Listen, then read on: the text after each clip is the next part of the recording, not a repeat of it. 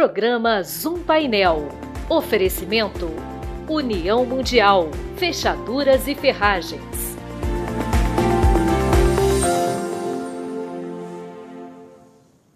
No próximo domingo, dia 2 de outubro, milhões de brasileiros e brasileiras, milhares de friburguenses e fluminenses vão às urnas para decidir o futuro do nosso estado, do nosso Brasil de uma forma geral. Talvez as eleições mais importantes de todos os tempos. Já tivemos, claro, muitos outros pleitos, mas esse vem carregado de uma polarização nunca antes vista na história do Brasil. E mais do que isso, vários questionamentos a respeito do nosso sistema eleitoral, das urnas eletrônicas e de tudo que cerca o cenário conturbadíssimo político brasileiro. No programa Zoom Painel de hoje, nós vamos abordar um pouco desse cenário político, projetar alguma coisa para as eleições do próximo domingo, claro, respeitando a legislação eleitoral e também falar um pouco sobre expectativas e o perfil do eleitorado friburguense.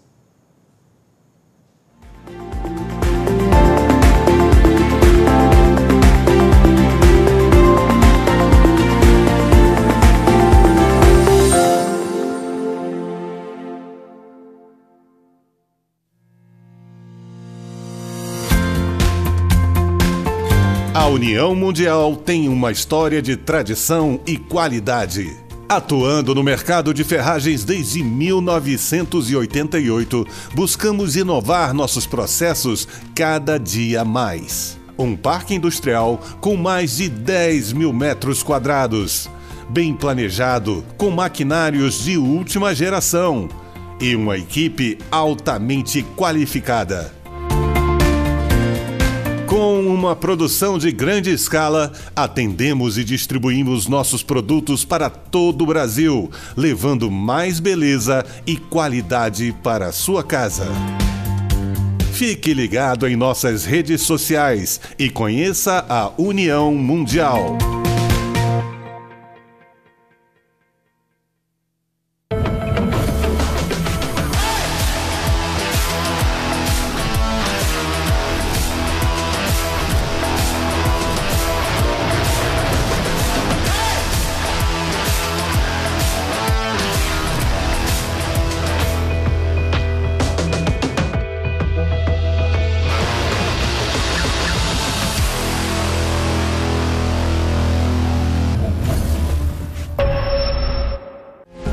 A gente fica feliz com a vitória daqueles que nos cercam.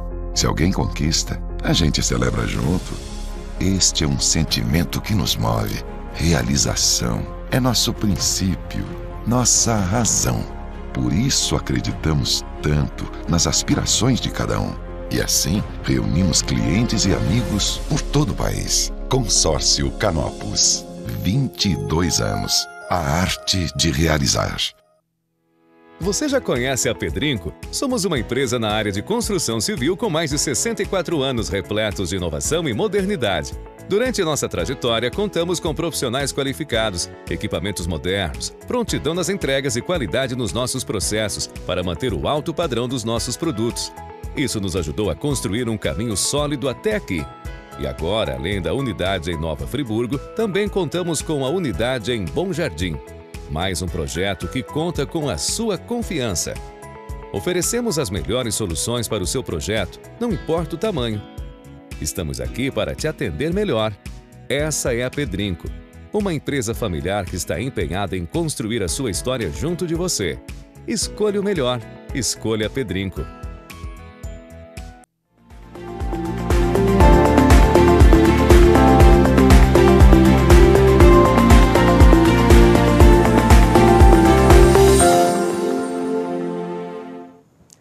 Olá, eu sou Vinícius Gachin e sejam todos muito bem-vindos a mais um programa Zoom Painel, essa semana debatendo um pouco sobre o nosso cenário político. Afinal de contas, no próximo domingo, dia 2 de outubro, brasileiros e brasileiras vão às urnas para escolher o próximo ou a próxima presidente, também governadores, deputados estaduais e federais, senadores, que vão coordenar o nosso país, direcionar as políticas pelos próximos 4 anos.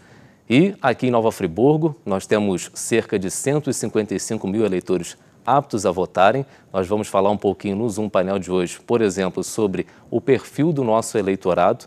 A gente vai debater também um pouquinho sobre essa questão da polarização, a urna eletrônica, a pesquisa eleitoral, que também tem sido bastante discutida em todos os cenários pelo nosso Brasil.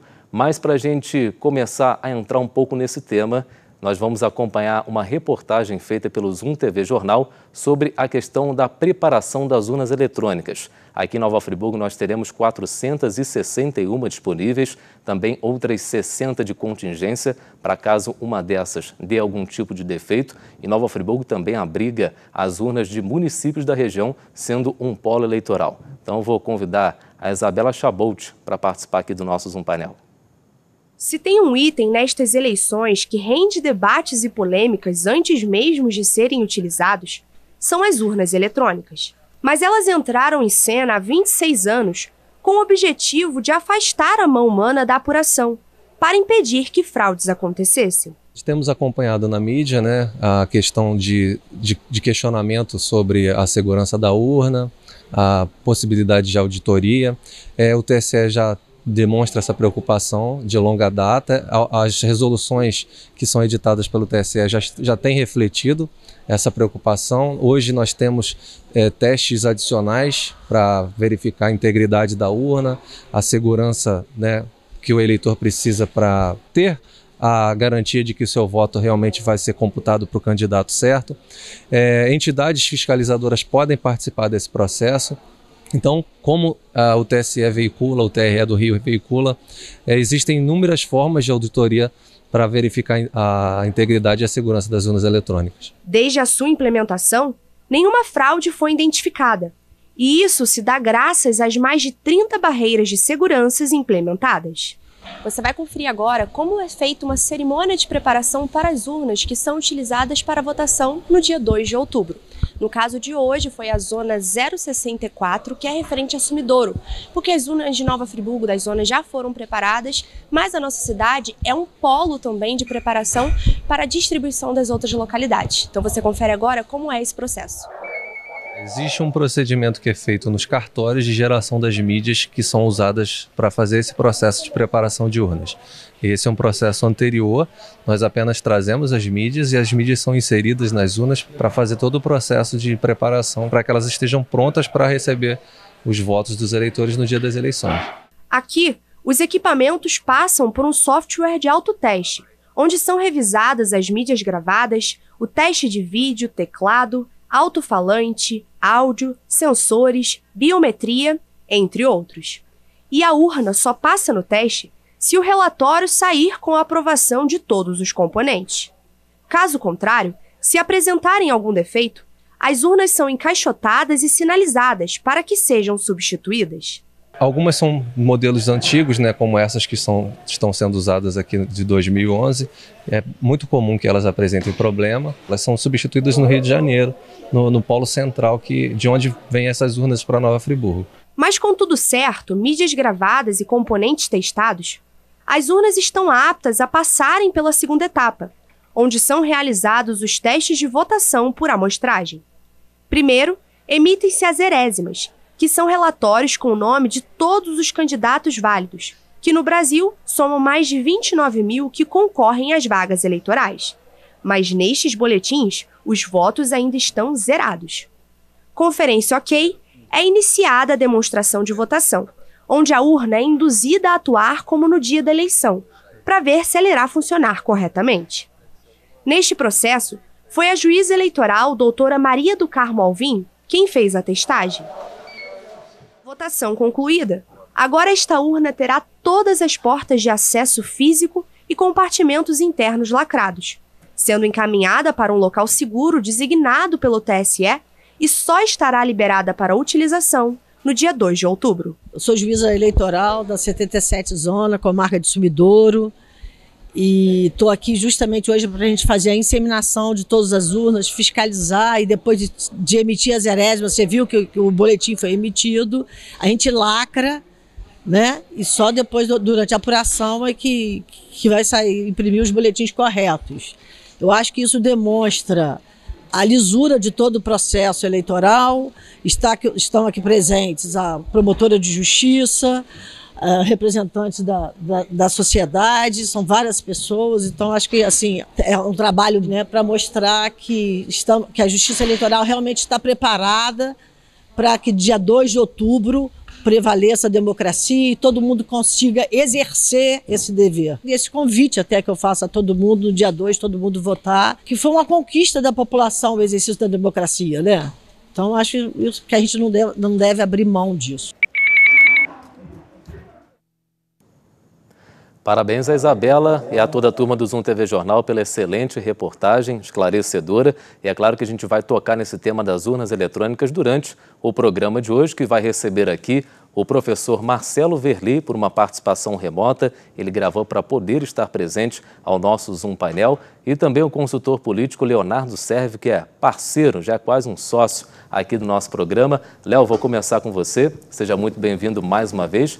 Eleições que prometem ser as mais polarizadas de todos os tempos, por tudo aquilo que a gente tem acompanhado, não só nesse período eleitoral, como também nesses últimos anos. Na sua visão, que tipo de consequência isso pode trazer para o nosso Brasil? Seja muito bem-vindo. Boa noite, Vinícius. Boa noite a todos os amigos, colaboradores aqui do TV Zoom Painel e todos os telespectadores. Agradecer mais uma vez essa participação. E Vinícius, é uma eleição, como você falou, talvez a mais importante de todos os tempos, né? Ela realmente é uma eleição que traz toda a tônica da polarização hoje existente na sociedade brasileira, mas que também é uma tônica mundial, né? A gente tem que perceber esse detalhe acontecendo em todo o mundo por todas as crises, né, vivenciadas nesses últimos tempos, até mesmo antes da pandemia. A questão da polarização, das várias correntes, né, políticas existentes, principalmente as que as pessoas se referem muito, né, sem saber profundamente do que se trata, direita, esquerda, tem atingido todos os setores da nossa sociedade.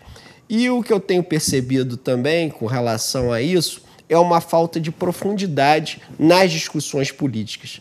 É um momento muito importante, né, com relação a esse aspecto da história, né, e estamos vivenciando também o ponto máximo da democracia, porque é onde o voto daquele que é mais humilde, né, que não tem muitos recursos financeiros e materiais se iguala ao dono de indústria, né?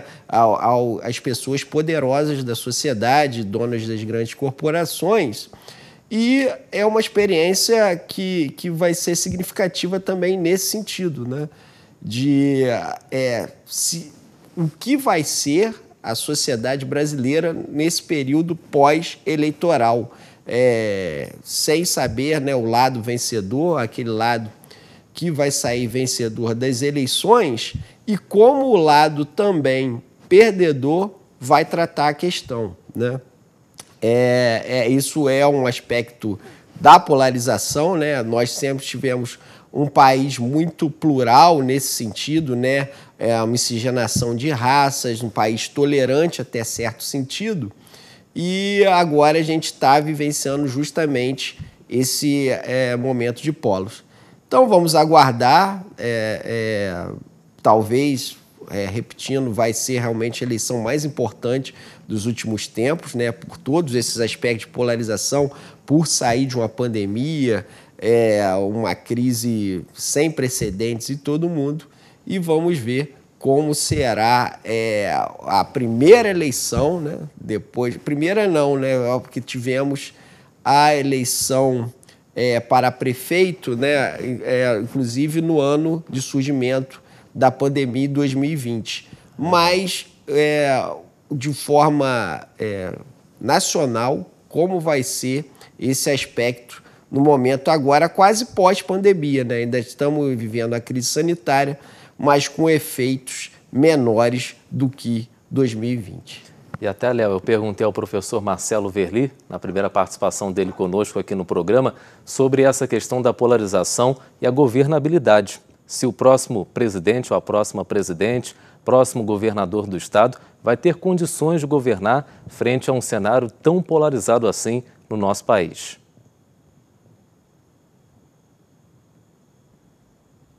Historicamente, o partido que elege o presidente ou o governador consegue viabilizar cerca de 10, 15% no máximo do total de cadeiras legislativas para afiliados do seu partido político. Consequentemente, independente da polarização que nesses últimos anos se acirrou, será fundamental ao governante a capacidade de dialogar com outras forças políticas no sentido de construir consensos em torno de projetos, programas, ideias, propostas, para que haja então a governabilidade. Né?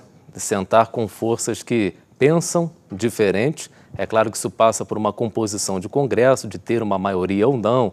As conversas devem acontecer, mas dentro desse cenário que eu acho que até foge um pouquinho a questão política e já passa, né, da ideologia, passa por uma coisa até um pouco violenta, infelizmente, aqui no nosso país.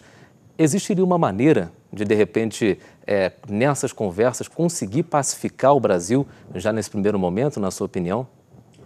Eu acho complicado, Vinícius. Realmente, a gente torce para que seja o contrário, mas é muito complicado, nesse primeiro momento, haver essa pacificação, como você se refere, num cenário tão polarizado. É só a gente analisar rapidamente que existem 35 partidos ou 33 partidos no Brasil, né? 33 por conta da questão do União Brasil, eram 35 anteriormente.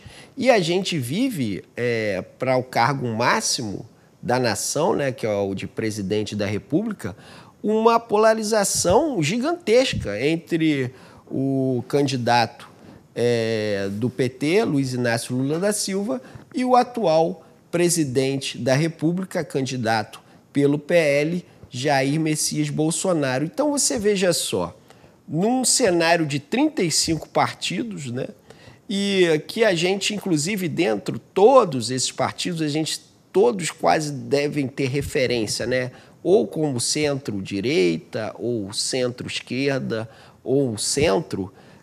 Você veja só, numa realidade dessas, você só ter dois candidatos polarizados.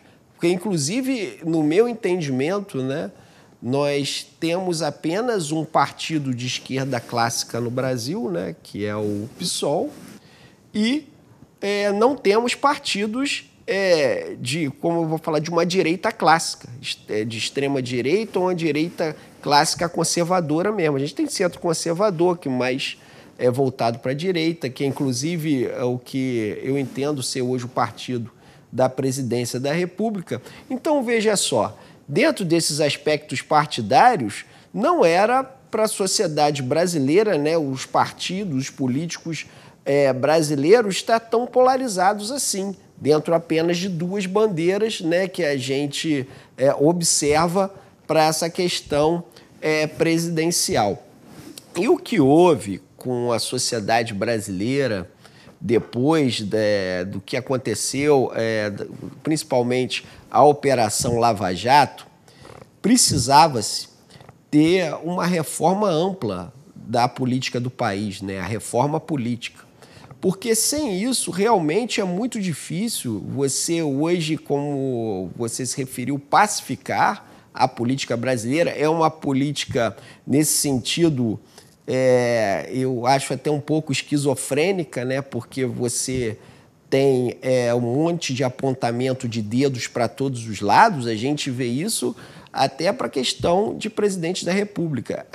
Os presidenciáveis, eles se atacam mais mutuamente do que falam das suas propostas. Não se discute profundamente a educação no Brasil, não se discute profundamente o que poderia ser a questão do meio ambiente, a sustentabilidade, uma questão que hoje é pauta de qualquer potência do globo, né, entre os grandes grupos mundiais, você também não vê... Aliás, o Brasil retrocedeu muito também nesse sentido. Você não vê pautas significativas para políticas de saúde, né? Haja vista que temos mais de 5 mil municípios brasileiros e você não tem uma ligação direta, né, no que tange regionalmente com o Ministério da Saúde, né? Não existe uma política de Estado realmente definida para a educação, para a infraestrutura, para a questão das estatais, principalmente, né, que todo mundo se refere à Petrobras, que foi a grande causa da Operação Lava Jato. Enfim, você não vê uma discussão acentuada nesse sentido. A gente vê muitos ataques, né, acusações, apontamentos de dedos, mas não um direcionamento claro para o país. E até por isso, Léo, essa polarização e a falta talvez de uma renovação na política, né? Eu acho que hoje muita gente vota na pessoa muito mais do que na ideologia, ou então naquele que considera um pouco menos pior. A gente tem observado uma tendência nesses últimos anos do aumento de votos brancos e nulos, das pessoas que inclusive abrem mão de sair de casa para poder exercer o direito do voto. Então eu perguntei ao professor Marcelo Verli se na visão dele a gente pode esperar nessas eleições de 2022 um número grande de nulos, de brancos e de pessoas que não saiam de casa para exercer o direito do voto. Como temos visto uma eleição muito acirrada, particularmente eu acredito que haverá uma redução do índice de abstenção, de votos nulos e em branco nas próximas eleições. Perfeitamente. Depois do intervalo, eu vou querer saber a opinião do Léo sobre esse assunto e a gente vai falar um pouco mais sobre eleições 2022 aqui no programa de hoje. Até já.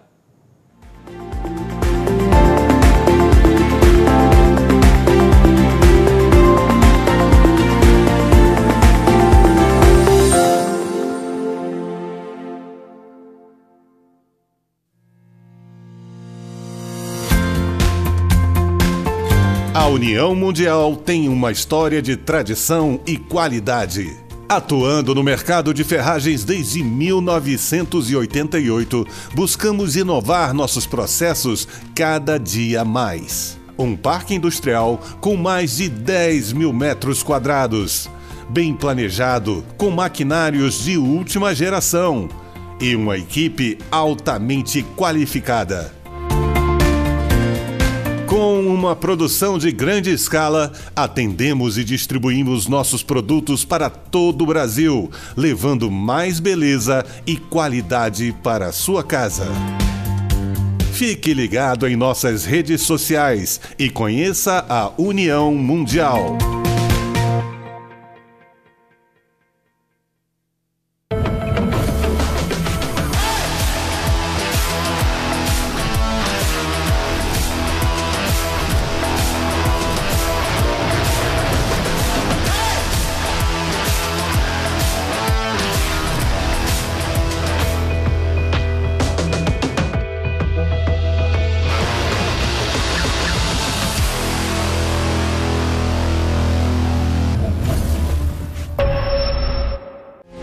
A gente fica feliz com a vitória daqueles que nos cercam. Se alguém conquista, a gente celebra junto. Este é um sentimento que nos move. Realização é nosso princípio, nossa razão. Por isso acreditamos tanto nas aspirações de cada um. E assim, reunimos clientes e amigos por todo o país. Consórcio Canopus. 22 anos. A arte de realizar. Você já conhece a Pedrinco? Somos uma empresa na área de construção civil com mais de 64 anos repletos de inovação e modernidade. Durante nossa trajetória, contamos com profissionais qualificados, equipamentos modernos, prontidão nas entregas e qualidade nos nossos processos para manter o alto padrão dos nossos produtos. Isso nos ajudou a construir um caminho sólido até aqui. E agora, além da unidade em Nova Friburgo, também contamos com a unidade em Bom Jardim. Mais um projeto que conta com a sua confiança. Oferecemos as melhores soluções para o seu projeto, não importa o tamanho. Estamos aqui para te atender melhor. Essa é a Pedrinco, uma empresa familiar que está empenhada em construir a sua história junto de você. Escolha o melhor. Escolha a Pedrinco.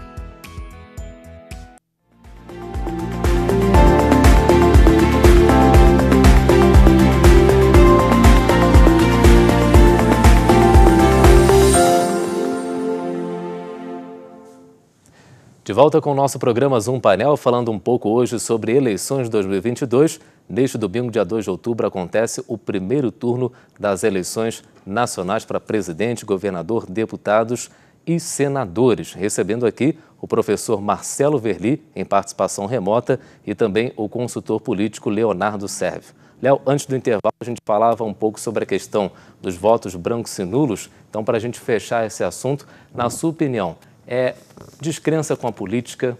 É tudo que é prometido e que não é feito?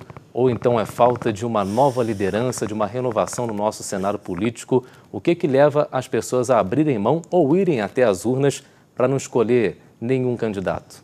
Eu acho que é um pouco de tudo isso, né, Vinícius? Com certeza, todos esses fatores influenciam muito nessa questão do voto hoje do cidadão brasileiro. E o Marcelo tem uma visão mais otimista, né? Ele, inclusive, acha que a questão dos brancos e nulos irá diminuir para o próximo domingo, dia 2 de outubro, mas eu tenho uma visão diferente da dele. Inclusive, né, se tivermos oportunidade, depois de debatermos sobre isso, né, analisar novamente como repercutiu essa questão no domingo de eleições, eu acho que os votos brancos e nulos irão aumentar, né? Há hoje uma descrença muito grande com relação à classe política, né, por tudo essas questões que a gente vem falando, né, desde o período da redemocratização brasileira em 1984 e as eleições em 1990, muitos escândalos com relação à questão de corrupção, muitos anseios que não foram, né, depois feitos, né, pelos políticos por parte que a população esperava, né? Isso realmente dificultou muito, e todos esses aspectos que a gente está vivenciando recentemente. Então, tudo isso leva hoje uma gama muito grande de votos brancos e nulos, e também por conta dessa questão que você falou, né? Essa questão também de muitos partidos, essa pulverização com relação às legendas e também o número grande de políticos, faz com que nossas lideranças, né, grandes lideranças, também estejam escassas, né? É verdade. Hoje você não tem grandes lideranças brasileiras, e isso pode até explicar também o sentido assim dessas duas correntes muito polarizadas hoje entre os bolsonaristas e os lulistas. É verdade. Então, eu acho que os votos brancos e nulos irão aumentar. Não sei se vai ser uma diferença muito acentuada do último período eleitoral, porque já é um percentual altíssimo, né? Um percentual altíssimo. Mas o interessante é falar para o eleitor brasileiro que, independente dele votar ou não, a cadeira vai ser ocupada. Mesmo que tenha mais de 50% de votos brancos e nulos, serão declaradas novas eleições e alguém vai ocupar a cadeira. Então, nesse momento máximo, né, que é onde as pessoas são iguais umas às outras, seria importantíssimo, sim, o brasileiro votar com convicção, né, escolher os melhores candidatos, os melhores quadros, mesmo porque depois não adianta a gente ficar nas redes sociais, ou nos bares, ou nas igrejas, ou dentro das nossas próprias casas, durante 4 anos ficar reclamando se não participamos do momento máximo da democracia, que é o momento eleitoral, e também o que deveria era acompanhar esses candidatos justamente ou para participar junto com eles nessa questão, ou votando, exercendo a cidadania, a democracia representativa nesse momento. Justamente por aí. Vamos ver, né? Vamos aguardar se realmente os votos brancos e nulos vão cair, vão permanecer dentro mais ou menos desse percentual, ou vão aumentar no próximo domingo. Outra expectativa também sobre um assunto que é bastante debatido e comentado é se as pesquisas eleitorais elas vão acertar ou vão errar as projeções que são feitas, né? São inúmeros institutos que existem aqui no nosso país e que têm divulgado resultados prévios, intenções de votos, também a questão dos votos válidos. Perguntei ao professor Marcelo Verli sobre a questão das pesquisas, se realmente há algum motivo para desconfiar, o que ele pensa sobre a pesquisa eleitoral. Embora seja um tema de muitos debates, muitas polêmicas até, os institutos de pesquisa que realizam um trabalho sério, baseado em amostragens estatísticas, com pesquisa de campo, com coleta de dados, respeitando esses critérios, costumam apresentar resultados muito próximos à realidade, inclusive do dia da eleição. Então, eu particularmente acredito nas pesquisas eleitorais, em especial aquelas elaboradas por instituições sérias, instituições que possuem credibilidade no cenário nacional. Foi feito um levantamento, Léo, de todas as eleições que já tiveram aqui no Brasil para a presidência da República, em todas elas os institutos acertaram, né? Claro que não foi um percentual exato sempre, mas aquele candidato ou candidata que liderava no momento das pesquisas acabou realmente sendo eleito ou eleita. E tem um outro agravante. Os governos mesmo, né, as instituições, usam as pesquisas para delimitar alguns fatores como investimentos, para saber se o governo está indo bem ou não, né? Há levantamentos e pesquisas que realmente direcionam políticas públicas e investimentos. Então, assim, é uma questão complexa, né, Léo? Essa das pesquisas eleitorais. Você particularmente acredita? Não dá para questionar a questão das pesquisas, Vinícius. Essa é uma ciência social clara, né? Tem que se levar em consideração o instituto de pesquisa que está realizando o estudo e é o que você falou.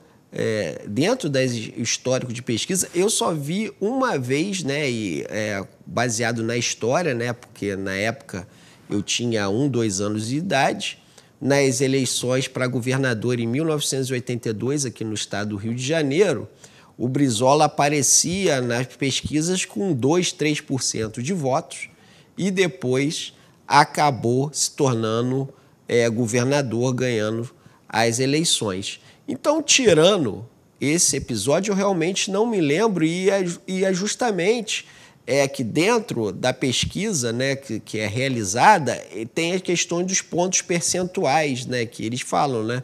A variação pode ser sempre 2 pontos percentuais acima, 2 pontos percentuais abaixo, e que mostra, né, que quase precisamente as pesquisas não falham no que tange essa questão. A gente tem, não só, como você falou, as eleições, você não pode questionar pesquisas feitas por institutos, né, por diversos temas, como o IBGE, como outros institutos de pesquisas que são muito sérios, né, porque tudo hoje, com relação a qualquer aspecto, né, principalmente governamental, tem que se levar em consideração o banco de dados.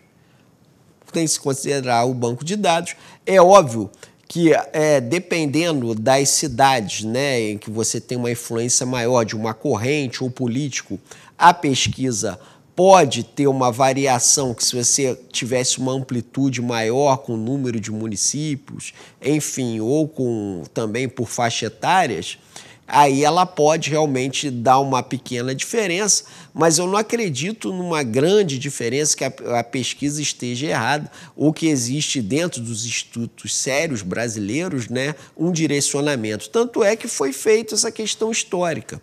Quem questiona justamente essa questão das pesquisas não fundamenta, né, baseado em que elas tiveram um erro grave ou uma situação que não retratasse a realidade que ela estava mostrando. Então, eu também estou de acordo com o Marcelo, acho que a pesquisa é realmente uma questão para se basear muito sólida e vamos ter agora, inclusive, essa eleição, sociologicamente falando, vai valer também para essa questão, porque o brasileiro, culturalmente, baseado eu não sei em quê, de alguns anos para cá, tem questionado muito a questão das pesquisas, o que, dentro do próprio histórico a que você referiu, não vem a se tratar da realidade.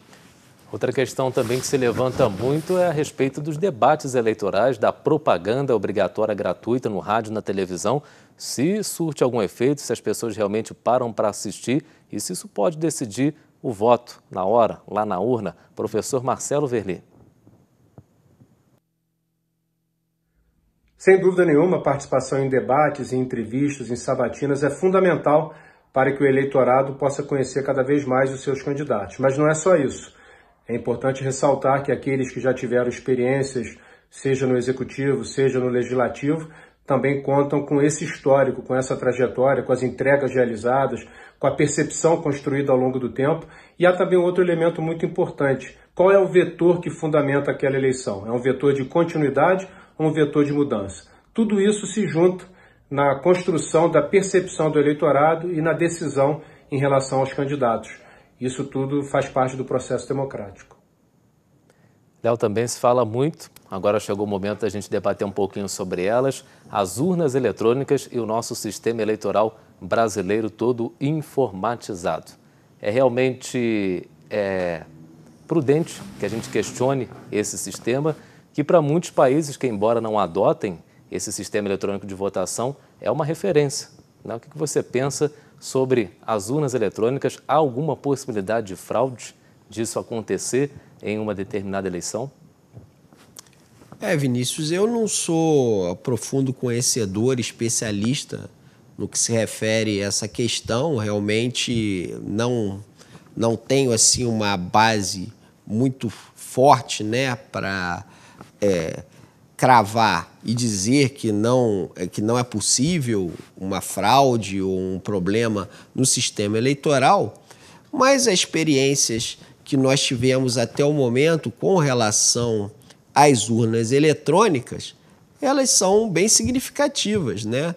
Nós tivemos várias eleições com relação a essa questão, que nunca foi comprovado nenhuma fraude, que foi feito até, né, apuração de forma muito rápida, muito melhor do que era antes, né, no sistema de cédulas.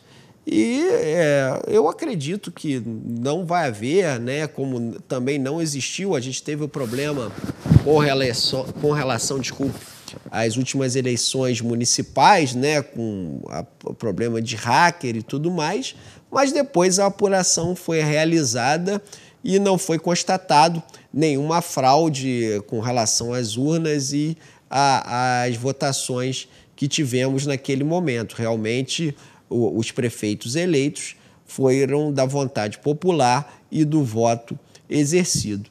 Então, com relação a isso é mais uma questão, né, que se vem reforçando com relação à questão da polarização, esses temas polêmicos, né, a questão das urnas eletrônicas, o que pode acontecer também, caso exista a vitória de algum, principalmente com relação a presidente da República, não sei se governadores perpassa por essa situação, de questionar o lado vencedor, né? Justamente por conta de todas essas polêmicas, inclusive isso é muito debatido, né, pela sociedade brasileira, em cada esquina, em cada bar, a questão da urna realmente ter a segurança, a credibilidade que se espera.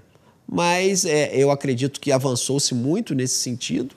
Nunca tivemos nenhum problema com relação à urna, apesar de não ser nenhum especialista. Acho que não é possível haver nenhum problema nesse sentido. E Léo e todos e todas que nos assistem, eu separei aqui alguns números para tentar traçar mais ou menos um perfil do eleitor friburguense.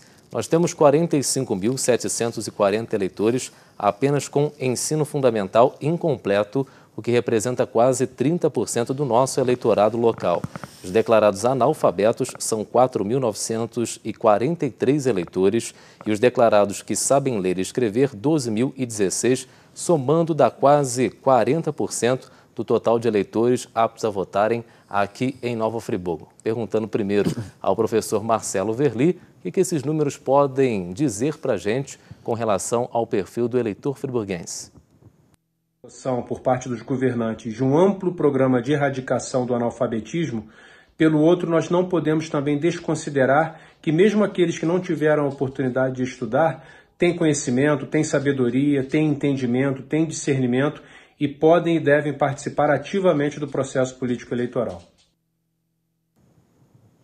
Léo, como é que você enxerga esses números e trazendo também mais uma informação, né, algo para acrescentar? As mulheres são a maioria do nosso eleitorado em Nova Friburgo, no país de uma forma geral, mas ainda com uma representatividade muito baixa na questão dos cargos públicos, né? Realmente, Vinícius, mais uma questão que reforça a importância da pesquisa, né? Todos esses dados, né, que nós temos com relação ao perfil do eleitor foram baseados em pesquisas em banco de dados que foram realizados. E aí a gente percebe também, Vinícius, como o déficit educacional no país ainda é grande, né? Existe um déficit muito grande ainda da população brasileira.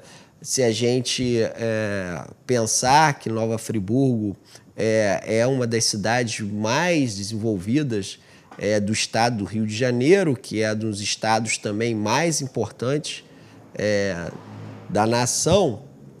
E você veja bem, a nossa democracia, né, permite que o cidadão minimamente alfabetizado, né, que sabe ler e escrever, exerça o seu voto.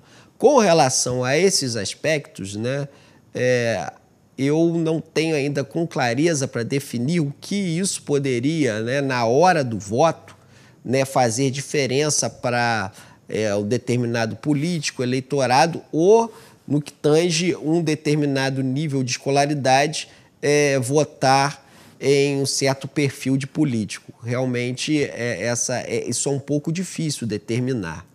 Mas o que eu percebo, Vinícius, que também a questão da escolaridade, que é uma questão importante, né, esse déficit educacional do Brasil, não está interferindo muito, ou tanto que interferia na questão, principalmente o que se diziam no passado do voto de cabresto, curral eleitoral, depois da era da revolução digital do smartphone. Porque muitas das vezes a pessoa com nível de escolaridade baixo tem uma sagacidade, tem um pensamento tanto tão igual com o doutor, com a pessoa que é formada do ensino médio, que tem um nível de formação mais adequado. Então, a democratização digital, para aqueles que têm acesso não só digital, mas o acesso à informação de forma geral, no meu entendimento, vem harmonizar e colocar em patamar parecido, né, posso dizer, no mesmo patamar, várias camadas sociais, em nível de eleitores diferentes. Eu enxergo como esse aspecto e acho que, nesse sentido, né, a questão da tecnologia vem ajudar muito no que se refere a essa questão de você ter um olhar sobre o candidato no modo de você exercer o voto, mesmo para aqueles que têm um nível de escolaridade abaixo daqueles outros de camadas sociais acima, né, acima aqui na sociedade brasileira. Sem dúvida alguma, já caminhando para a reta final do nosso programa, a última participação do nosso professor Marcelo Verli, perguntei a ele sobre talvez o maior desafio, ou o primeiro desafio, do governante a ser eleito. Um cenário pós-pandemia, polarização, a necessidade de conversar, de pacificar o país. O que deve ser prioridade para aquele ou aquela que for eleito ou eleita presidente do Brasil? Vivenciamos tempos muito delicados nesses últimos anos e o quadro externo aponta também diversos riscos. É fundamental, então, no meu entendimento, que um país com as dimensões continentais do Brasil aproveite que a máquina pública tem disponibilizado recursos para ações diversas, emergenciais, inclusive, de combate aos efeitos da pandemia e continue a desenvolver ações voltadas a um círculo virtuoso de investimentos públicos, em que haja recursos liberados para os cidadãos, para que haja o aquecimento do mercado consumidor, que as empresas também possam contar com linhas de incentivo, linhas de empréstimos, de financiamento à altura das suas demandas, das suas necessidades, que possam ocorrer também obras públicas, que sejam retomadas obras, que sejam desenvolvidas novas obras, para que haja realmente essa amplificação da economia e, consequentemente, isso gere resultados para a nossa sociedade. É fundamental a inclusão social através da geração de emprego e renda. Muito obrigado, então, à participação do professor Marcelo Verli no nosso programa de hoje. Leonardo Sérvio, muito obrigado também pela sua participação. Deixando aqui uma última pergunta rapidamente, eu questionei ao Marcelo sobre o cenário nacional e para o nosso estado do Rio de Janeiro, na sua visão, o que tem que ser prioridade para o novo governante. Um abraço e até a próxima. Um abraço, Vinícius. Eu que agradeço, mais uma participação aqui no Zoom Painel. Obrigado também a todos os telespectadores, que assistiram a entrevista. Eu enxergo aqui no estado do Rio de Janeiro, algumas coisas parecidas com a questão do Brasil, Tem que se investir muito em educação para a questão dessa déficit educacional no estado também. Tudo hoje permeia sobre a educação, a capacitação das pessoas, mas o que eu acho que o próximo governador tem que ter um olhar todo especial principalmente por duas coisas. O primeiro é sair dessa dependência do estado do Rio de Janeiro com relação à questão do óleo e gás. Nós tivemos uma crise muito grande no estado por conta de todos os problemas gerados pelo Petrolão, por essas questões também da crise internacional do petróleo no começo da segunda década de 10, e isso problematizou e muito as contas do estado do Rio de Janeiro, o desenvolvimento com relação às políticas públicas do estado, que usava muito a questão dos royalties para pagar as despesas fixas, e quando teve esse problema econômico, o estado praticamente quase faliu. Essa é uma questão importantíssima, E agora também, com um olhar com relação à questão do estado do Rio de Janeiro, a dívida com a União, que houve também um avanço muito grande nessa atual gestão, e principalmente a solução para esse problema com relação à questão da dependência do estado do Rio de Janeiro do petróleo, que é um investimento maciço em políticas de turismo. O estado do Rio de Janeiro, talvez sendo um dos menores do Brasil, se não o menor, talvez é o que tem a maior potencialidade com relação ao turismo brasileiro.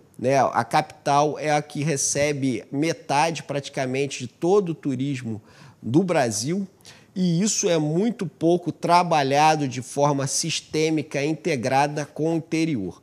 E, para isso, seria fundamental a elaboração de um calendário turístico, em consonância com todos os municípios, por região, com a capital. Eu acho uma situação que, se o próximo governador tiver um olhar sobre isso e avançar nesse sentido, principalmente com os prefeitos, os deputados estaduais e, por que não dizer, federais, linkando com Brasília, pode-se ter um avanço muito grande no estado do Rio de Janeiro para o nosso desenvolvimento. Haja vista, que mal comparando com a Europa, que tem um PIB muito maior que o nosso, são países muito mais industrializados, mas França, Espanha e também a Alemanha têm, na fonte do turismo, um desenvolvimento quase que total hoje da sua economia.